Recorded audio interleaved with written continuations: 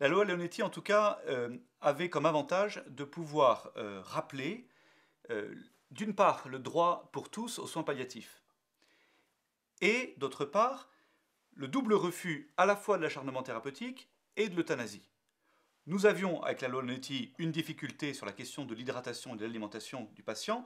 La loi Leonetti les considère comme des traitements médicaux, donc on peut arrêter sous prétexte d'acharnement thérapeutique, justement, alors que nous considérons que nous, c'est jamais un acharnement, c'est toujours un soin qui est dû à une personne, quel que soit son état. Mais à part cette difficulté-là, elle avait ce mérite au moins de reconnaître l'effort à faire pour offrir les soins palliatifs à tous, et puis ce refus, bien sûr, de toute euthanasie. Je crois que cette nouvelle loi qu'on nous propose est à la fois inutile et dangereuse. Inutile d'abord parce que l'urgence n'est pas là. L'urgence, c'est d'ouvrir les soins palliatifs à tous.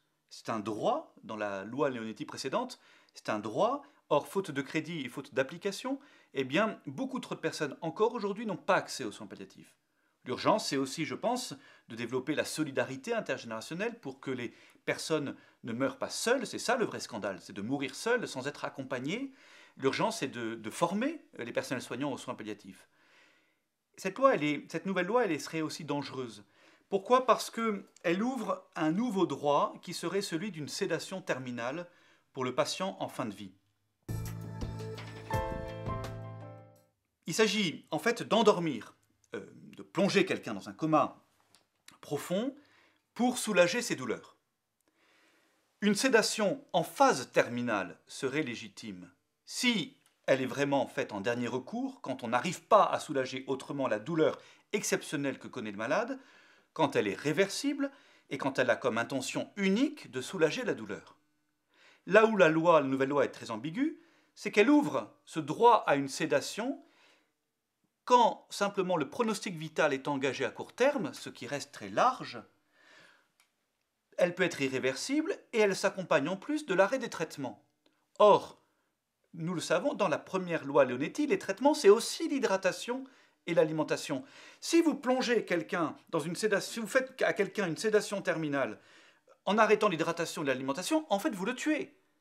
Et donc, on voit bien que l'intention évolue. Il ne s'agit pas simplement de soulager la douleur, mais simplement d'aller jusqu'à la mort, de provoquer la mort même.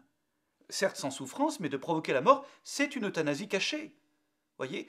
Et c'est là où la loi est extrêmement ambiguë et dangereuse du coup, c'est que certes le mot euthanasie n'apparaît nulle part, mais en fait il se faufile derrière cette sédation, ce concept de sédation terminale, beaucoup trop ambigu, beaucoup trop large. Voilà pourquoi il faut absolument refuser cette loi. Écoutez, je crois que les chrétiens peuvent faire plusieurs choses. D'abord, ils sont appelés à se mobiliser, à interpeller leurs élus, euh, rappeler cet interdit fondamental, l'interdit de tuer, montrer, rappeler que la vie est précieuse et digne jusqu'au bout, même quand elle est fragile, même quand elle ne tient qu'à un fil, et ça, ça me semble essentiel.